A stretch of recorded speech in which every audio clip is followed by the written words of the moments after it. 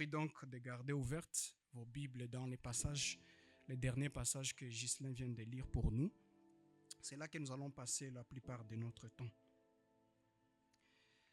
Et comme vous le savez, ça fait quelques semaines que nous avons débuté une nouvelle série d'enseignements qui prendra fin le dimanche prochain. Et l'autre dimanche à 8, commencer une nouvelle série. Et cette série, nous l'étudions sous le thème « Les fondements de la foi chrétienne ». Les fondements de la foi chrétienne. Évidemment, c'est une série qui est accompagnée par ce que nous appelons actes de foi ou symbole des apôtres, ou les credos des apôtres, qui est une synthèse de ce que l'Église a toujours cru. Et l'objectif pour cela, c'est être au courant en tant que membre du corps du Christ, être au courant de ce que l'Église a toujours cru. La foi que l'Église a toujours proclamée, et d'ailleurs la foi qui a toujours été utilisée par Dieu pour bâtir l'Église, ainsi agrandir son royaume pour la gloire du Christ. Et donc l'objectif était celui-là, vous informer et là vous permettre d'identifier de fausses églises ou d'identifier des faux enseignements.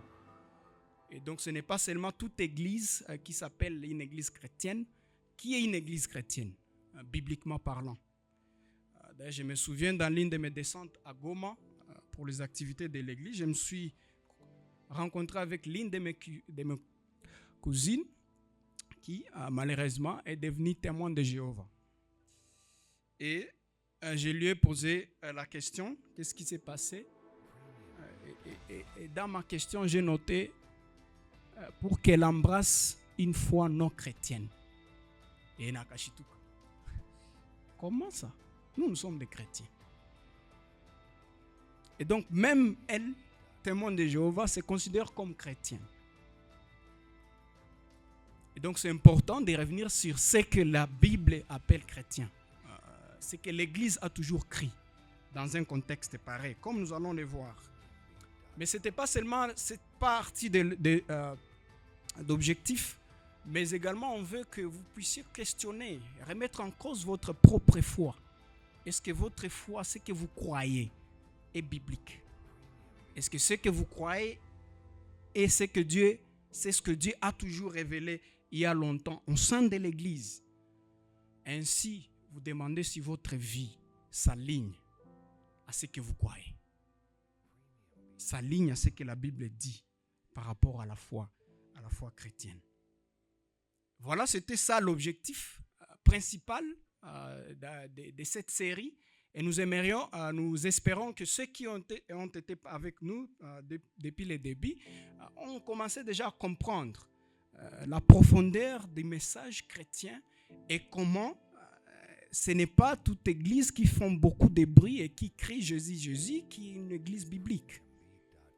Et donc, c'est pour vous un avertissement, mais également un encouragement de vous rassurer que là où vous êtes dans une église qui est fidèle à ce que Dieu a révélé dans sa parole. Nous continuons dans cette série aujourd'hui avec la même logique, mais avec un sous-thème. Je crois en l'Église. Ephésiens 2, 19 à 22. Je vais vous inviter de lire cet acte de foi avec le symbole des apôtres avec moi. Il sera projeté sur les deux écrans. Et voir la partie qui nous intéresse en particulier aujourd'hui, ce matin. Nous croyons en l'Église ou je crois en l'Église.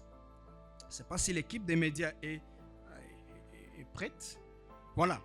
Nous allons lire ensemble ce que l'acte de foi et je vais revenir sur la partie qui nous intéresse. Je crois en l'Église. Lisons ensemble. Nous croyons en un seul Dieu, le Père Tout-Puissant, Créateur du ciel et la terre, et de l'univers visible et invisible. Nous croyons en un seul Seigneur, Jésus-Christ, le Fils unique de Dieu, engendré du Père avant tous les siècles. Il est Dieu, né de Dieu, lumière, né de lumière, vrai Dieu né de vrai Dieu, engendré non pas créé, de même nature que le Père, et par lui toutes choses ont été faites. Qui, pour nous les hommes, pour notre salut, est descendu du ciel et s'est incarné par le Saint-Esprit de la Vierge Marie. Et s'est fait homme. Il a été crucifié pour nous sous Ponce Pilate. Il a souffert et a été mis au tombeau. Et le troisième jour, il ressuscita des morts, selon les Écritures. Et il monta au ciel. Il est assis à la droite du Père. Et il viendra de nouveau dans sa gloire pour juger les vivants et les morts. Son règne n'aura pas de fin. Et nous croyons en l'Esprit Saint, qui est Seigneur et qui donne la vie, qui procède du Père et du Fils, qui avec le Père et le Fils est adoré et glorifié, qui a parlé par les prophètes. Et nous croyons en l'Église, une, sainte, universelle et apostolique, en la communion de saints, au pardon de péchés. Nous entendons la résurrection de la chair et la vie éternelle. Amen. C'est cette partie-là qui nous intéresse. Nous croyons en l'Église, une, sainte, universelle et apostolique. À cela s'ajoute en la communion des saints et au pardon des péchés. Ça, c'est la partie qui nous intéresse. Et comme je l'avais dit, les dangers avec de tels textes, souvent, les gens les rejettent en disant « ce n'est pas la Bible, ça c'est une conception humaine. » Donc je n'ai pas besoin d'adhérer à une telle déclaration, une telle confession. Et j'aimerais qu'ensemble nous puissions étudier ces textes et comprendre combien ces symboles des apôtres n'ont fait que les copier-coller de ce que la Bible enseigne déjà.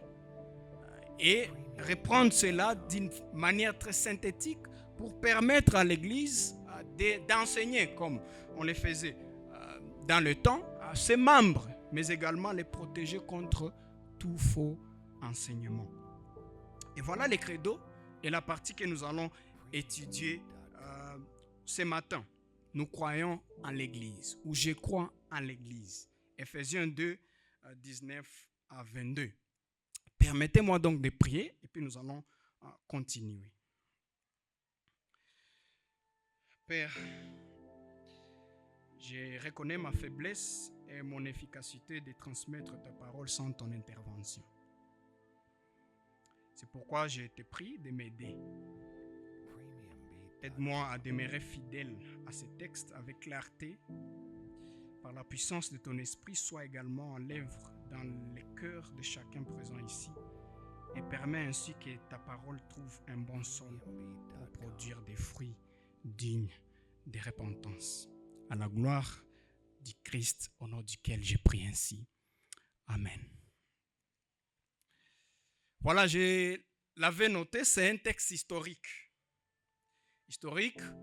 Et j'aimerais vous rappeler une partie du contexte historique dans lequel le texte a été rédigé et voir comment c'était une réponse où l'Église l'utilisait comme une réponse aux déviations chrétiennes. Et ensemble, nous allons voir que les mêmes déviations sont encore visibles aujourd'hui, des siècles et des siècles après. Donc, c'est un texte qui est toujours nécessaire et important pour nous, du fait que c'est synthétique, mais également important pour nous de nous rappeler que l'Église a toujours pris au sérieux la Bible et ce qui l'a aidé à surmonter toutes ces déviations. Et c'est ce qui nous aidera aussi en tant que famille de surmonter ces déviations. Il y a plusieurs choses qu'on peut dire en termes de contexte historique de ces credos, avant que je ne revienne au contexte immédiat de notre texte de ce matin. Il y a un mouvement qu'on appelait gnosticisme. Les gnosticismes, les adeptes, on les appelait les gnostiques. C'est un mouvement qui avait plusieurs groupuscules. Ils étaient tellement nombreux, mais ils étaient différents. Ce n'étaient pas les mêmes. Même si ils avaient les mêmes noms ou la même qualification, mais ils étaient différents. Ils étaient tellement nombreux. On les appelait les gnostiques ou le mouvement gnostique. Là, on est au XIe siècle, dans les années 130, 150 presque. C'est tellement loin de nous maintenant, Mais nous allons les voir. On n'a pas le temps d'aller dans les détails sur les mouvements. J'ai sélectionné juste 3 caractéristiques que ces petits mouvements, ces petits groupes avaient en commun. Et ça va nous permettre de comprendre pourquoi l'Église a insisté sur cet aspect. Nous croyons en l'Église, une, sainte, universelle et apostolique, et en la communion des saints. Première caractéristique, il disait, contrairement à l'Église, nous sommes des vrais chrétiens. C'était leur déclaration. L'Église, ce que vous appelez là l'Église, n'est pas une assemblée de chrétiens. C'est nous qui sommes des chrétiens. Et déjà, vous comprenez qu'il y a une tension, une confusion qu'ils veulent créer. Et l'Église a dit, ok, il faut que nos membres comprennent que eux ne sont pas l'Église, ils s'appellent chrétiens, mais nous qui nous appelons Église, c'est nous qui sommes également des chrétiens. Et donc, on doit réaffirmer ce que nous croyons la Bible enseigne sur nous-mêmes, sur comment Dieu nous a sauvés, nous a rassemblés ensemble. Ce n'était pas une idée humaine comme on va le voir. Et c'est pourquoi l'Église a insisté, nous croyons en l'Église, ou je crois en l'Église. Chaque croyant.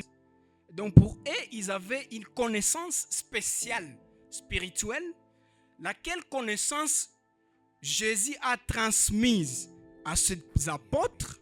On va revenir pourquoi l'Église a insisté sur l'aspect apostolique.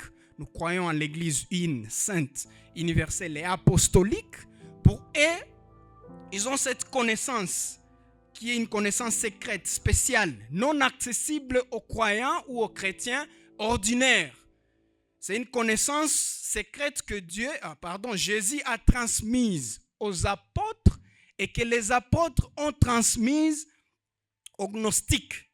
Donc à un certain groupe de gens dans leur mouvement qui ont cette vérité.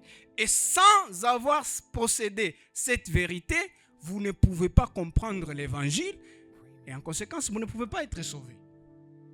C'est ça leur enseignement, c'est ça leur doctrine, c'est ça leur conviction. Et là, l'Église en réponse, elle insiste plutôt aux enseignements des apôtres. Que ce que vous comptez posséder, qui viendrait des apôtres, les apôtres les ont proclamés, l'ont proclamé à l'Église. Et donc, il n'y a pas de révélation spéciale.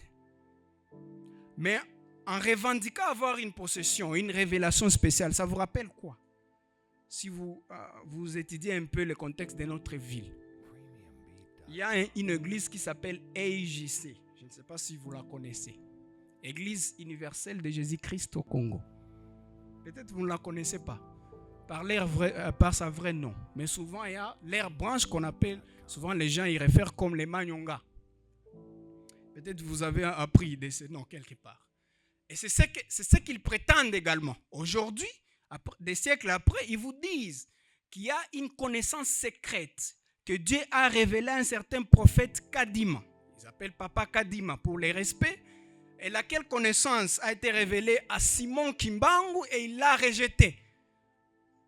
Et il l'a orienté vers la politique. Alors Jésus a révélé la même connaissance secrète à Papa Kadima. Et d'où leur mouvement est né. Et ils ont leur église qu'ils appellent église universelle. Ça sonne un peu ce qu'on a confessé. Nous croyons en l'église une et universelle. C'est ce qu'ils essaient un peu de nous faire croire. Mais le point que je veux que vous notiez ici, c'est que ce sont les gens actuels.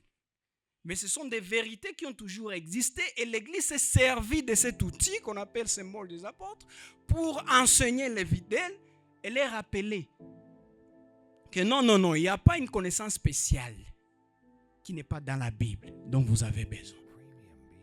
Et donc vous avez tout ce dont vous avez besoin pour être rassuré de votre relation avec Dieu. Et je sais. Et souvent quand ils font des rencontres publiques, souvent ils utilisent des tableaux comme chacun on a noté, on a chapa, toute une histoire. On vous impressionne, on vous donne toute une grande théorie. Vous pensez, il y a la vérité ici. Et quand vous entrez dans leur mouvement, on va vous dire d'où vient cette vérité.